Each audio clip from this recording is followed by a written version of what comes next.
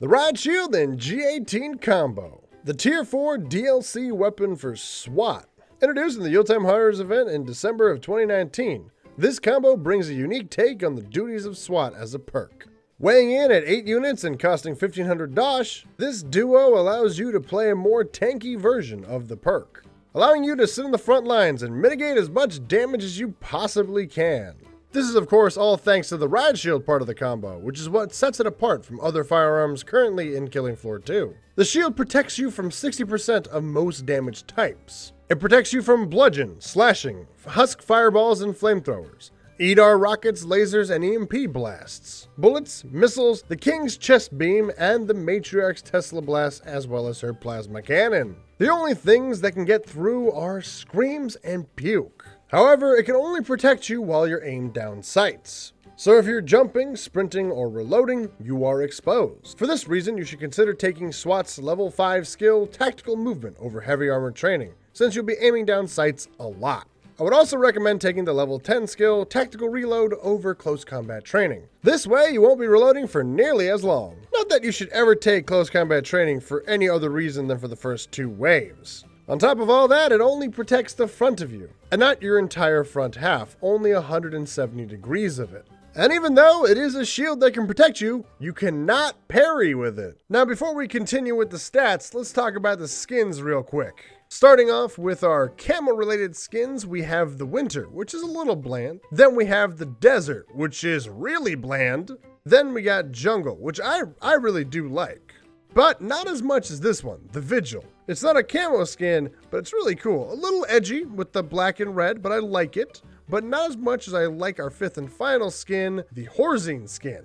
I don't know, having the Horzine logo on it really is nice to me. I like this color. So what about the firearm aspect of this duo? Well, each magazine for the G18 costs 24 dosh and holds 33 rounds, but that increases by 4% for each level. So when you reach level 25, you'll be holding 66 rounds. Sadly, this magazine size is on the lower end of the SWAT spectrum and is on par with the other Tier 4 weapon, the Chris SMG. The only weapons with a smaller mag for SWAT currently are the MP7 and the UMP. One of them is your starting weapon and the other one is a damage weapon for the SWAT perk, focusing more on damage per bullet as opposed to anything else. And once it's time to reload the G18, it's going to take you 1.96 seconds for a tactical reload and 2.10 seconds for dry. But if you have that tactical reload skill over close combat training, and if you have this gun, then you definitely shouldn't be using CCT anymore, then that's gonna be 1.58 seconds for the active tactical reloading and 1.65 seconds for a dry gun. So how often will you be reloading? Well, the firing rate is 1100 RPM on full auto and 342 RPM on semi-auto. The shield's bash rate, by the way, is 74 bashes per minute, or BPM.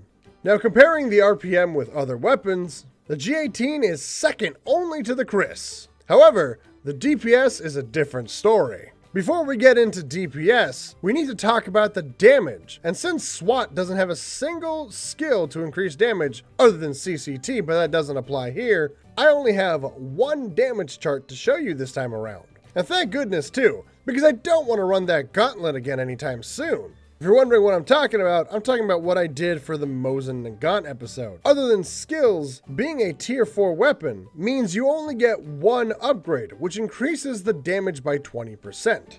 Something interesting is that even though it's classified as an SMG, it technically does pistol damage. This means that it does more damage to flesh pounds than other SWAT weapons. However, against Skrakes, you should stick with SMGs. And even though it's classified as a pistol, it does not get bonuses from Gunslinger. In order to use a G18 for Gunslinger, you'll have to get the G18C DLC. And that doesn't come with a Riot Shield. So, taking the base level 0 damage, and calculating DPS by taking the RPM, and dividing it by 60 to get rounds per second, then multiplying the damage in, we get about 513 damage per second. So when it comes to DPS, the only weapons that beat the G18 are the Chris, with a DPS of 660, and the HRG nail gun, even when it's firing only one nail at a time, where it does 571, And if you switch it to shotgun, it does 1,000. Since we're on the topic of damage, let's talk about the shield's bash, because it's unique in itself. When you bash an enemy, it creates an impulse, which is basically like a mini explosion. This impulse is how the game has you hit multiple targets with a melee, or at least the melee with the shield. The initial target will take both the bash damage of 35 and the impulse damage of 25. And the maximum range in terms of distance of this melee is 1.75 meters, but an extra 2 meters thanks to the impulse. So you have a pretty far range. As for how much it sweeps in front of the player, well, that's 100 degrees. So it's a pretty far and pretty wide melee. And yes, the bash and the impulse are bludgeon damage types. Speaking of wide melees, the spread factor on the G18 is 0.06 on full auto and 0.015 on semi. This makes it the worst bullet spread outside of shotguns, but it's actually not that bad since most of the official maps aren't too long range. Getting into the last bit of stats, we have the equip time and put away times. And relative to the other weapons in the SWAT arsenal, its equip time is one of the slowest and the put away time is one of the fastest. Next, we have the gun hit power of the bullet being 12, with the melee hit power of the bash and the impulse both being 100. As for the stumble power, the bullet does 12 and the melee impulse does 350. So, normally after the stats, I talk about perks that affect the weapon. Well, I'm going to try to work those into the stats more in the future, unless you like it when I keep them separate. This time around, there is only the tactical reload skill to affect the weapon. And this is due to the nature of SWAT as a perk. Most of the skills affect the player directly as opposed to their arsenal. I will say this though, it does feel cool as hell running through a crowd of Zeds with battling ram with your shields up. It just feels more appropriate than just charging them with your shoulders, I guess. Even if that is technically the better way to do it, because you are running at full speed then. So what is the strategy that I recommend to use with this weapon? Well, it's quite simple. Aim down sights. That's it. I mean, there's not much else to say about it. The special feature, the shield, only works when you aim down sights. Because of this, you're going to be aiming down sights a majority of the time.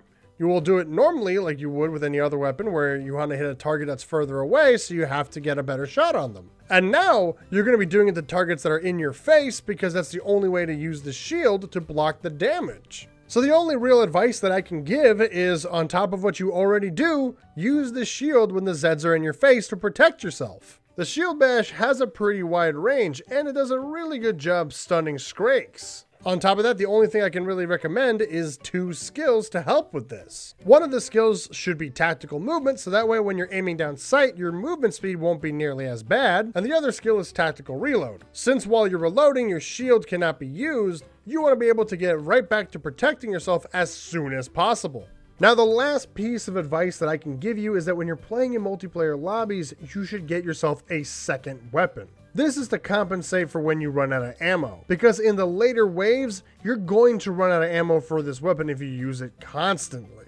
So what are my personal thoughts on this weapon? Some avid viewers of mine may have noticed that I enjoy Demo, Gunslinger, and Support. In fact, Support was my main perk in Killing Floor 2 and even KF1. My first weapon review for Killing Floor 2 was actually going to be the Doomstick, but I instead decided to give my notes to Bill Monk to help them with the modifications to the stats. I bring this up because I like getting up close and personal, and that's not always the best idea. The Riot Shield in this situation is actually a really nice idea, and I find it to be really helpful for me. The only downside is you don't have the best view. It does cover up a lot of your screen to make it kind of cluttered. You may have noticed that in the past, I tend to be a bit more of a filthy casual when it comes to aiming down sights in Killing Floor 2 and in Payday 2. I like a clear field of view. I mean, sue me. It's one of the many reasons why I like playing Doom. Although in Payday 2, I tend to use Wolf HUD, which can get pretty cluttered. But to me, it's all useful information, I assure you. I think it's a great combo, and I'd love to see more weapons use a Riot Shield.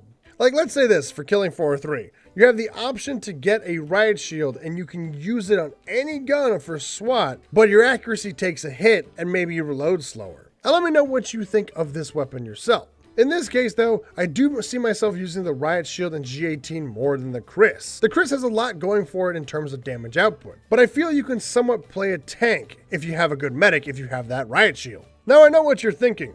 Caboose, how does this compare then to the G18C for the Gunslinger? Originally, I was gonna say that I prefer the Riot Shield and G18 combo over the G18C. And this is because I thought it was more unique, and oh boy, I was wrong. Well, not really, because it is definitely more unique than the G18C.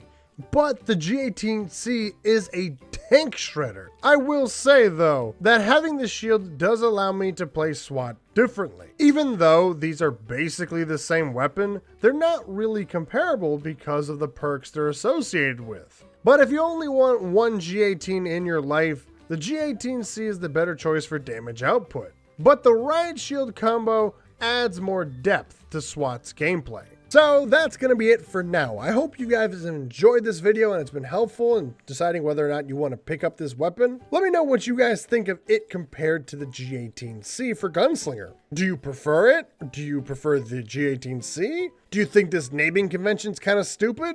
Personally, I feel like if you buy one of them, you should get both of them. The next Killing Floor 2 weapon complete guide and review will probably be next month. I'm going to try to do at least one of them a month, and in between do a different video. I know there were some of you guys out there who can't wait to see my Turok video, and that's going to be the next thing I'm going to be working on. Let me know in the comments what weapon you would like to see next in a video. I'm thinking personally the blunderbuss, but I'm okay doing anything else if you guys want it. Keep in mind, it doesn't have to be a DLC weapon. I just choose to do those ones first because it's kind of like a buyer's guide, you know? Let me know if there's anything else you'd like to see. One thing I would also like to announce is that every Wednesday I do host a Halo night on MCC for PC. We would love to have more people join us. This happens Wednesday nights at 6 p.m. Pacific Standard Time. And you can even come in and I stream it too if you just want to watch. You want to get towards the lips? Oh, fuck. I'll save you. I failed. A link to the Discord will be in the description. And that's going to be it for all the post-video news that I like to give out. It seems like in every video I do it. If you like this video, leave a like. And if you want to see more Killing Floor 2, Payday 2, Doom, and old school games, and all these if you just like me in general, or like my voice, I mean, I don't like my voice, but if you like it, subscribe and ring the bell to be notified for whenever a video comes up. I don't upload too often, so you're not going to be spammed in your inbox. So don't worry about that. I'm trying to get at least 2 to 3 videos out a month. That's my goal. If I can do that, then I'm completely satisfied with myself. I mean, more is better, but it's just me editing this, and I work full time. So I hope you all stay safe and stay well, and remember, I love you!